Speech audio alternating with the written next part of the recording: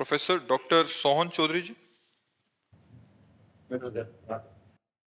जी, आप कह रहे हैं कि आजकल भारत और विश्व भर के अनेक युवा तनाव, अवसाद, हिंसा, नशा और कट्टरवाद की ओर बढ़ रहे हैं। महाराज जी, इसमें मानवता को शांति और हाँ, समृद्धि की देखो, दिशा मानवता तभी आएगी भाई जब हम धर्म से चलेंगे।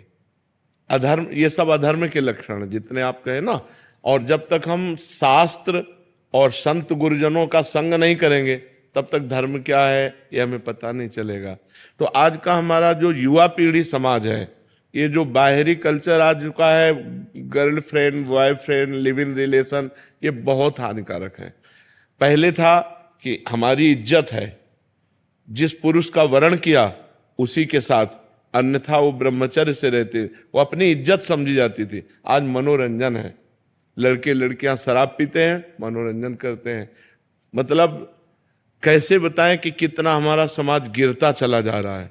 जो बाप से बच्चे सुरक्षित चाहिए वो बाप से ही बच्चे सुरक्षित नहीं रह पा रहे।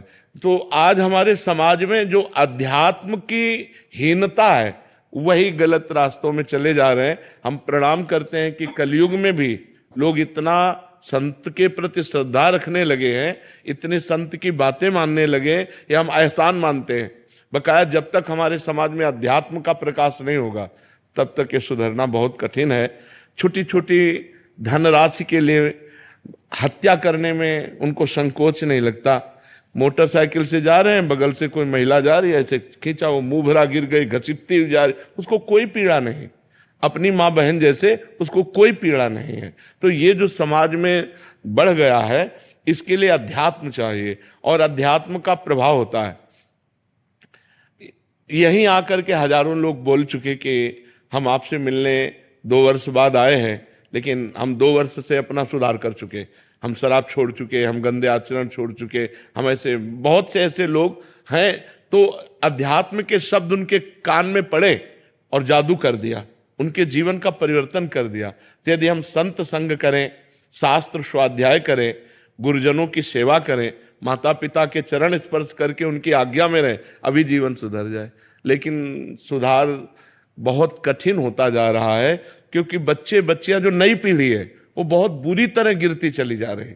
मतलब व्यभिचार की हद हो रही, मतलब गंदगी की तरफ हम बढ़ते चले जा रहे हैं। हमें यह समझ में नहीं आ रहा कि हम अपना चरित्र नष्ट कर रहे हैं, अपने जीवन को नष्ट कर रहे हैं, उसे मनोरंजन समझा जा रहा है। अच्छा, अब सच्चिदानंद सुख तो है नहीं इनमें, इन भोगों में सुख तो सच्चिदानंद है नहीं, एक क्षणिक मात्र का लगता है। अब उसको लगता है इसमें नहीं, इसमें नहीं, इसमें। अब उसी की मदान्धता के लिए अब नशा चाहिए, तो हुक्का पीना, शराब पीना, ड्रग्स लेना।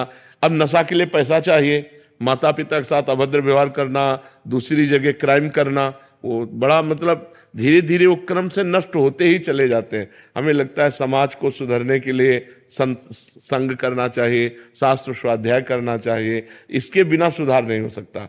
मति कीरति गति भूति भलाई, जब जे जतन जहां जे पाई, सो जानो सत्संग प्रभाव, लोकों वेद न आनो पाओ। लोक और वेद में और कोई उपाय नहीं है। यदि हमें अच्छे संतों का संग मिले जो भगवान के मार्ग में सही चल रहे हैं तो निश्चित हमारा सुधार हो जाए। नहीं तो समाज को सुधारने के लिए और क्या है, ना तो भगवान का डर रह गया है और ना कानून का डर रह गया है, अब सब मनमानी आचरण। मतलब तो कम से कम बच्चा है, इतनी दया नहीं रह गई कि उसको एक पॉलीथीन में बंद करके आपने डाल दिया। मतलब क्या समाज हो रहा है हमारा, मतलब कहां स्थिति पहुंच रही है। जहां हम किसी पशु पक्षी को कष्ट में नहीं देख सकते थे, वहां हम बच्चों को ऐसे। मां को गर्भ में पता चला बेटी है, बोले साफ कर दो, हत्या करवा। कैसे हृदय हो रहे हैं हमारे माताओं के, कैसे हृदय हो रहे हैं हमारे समाज के।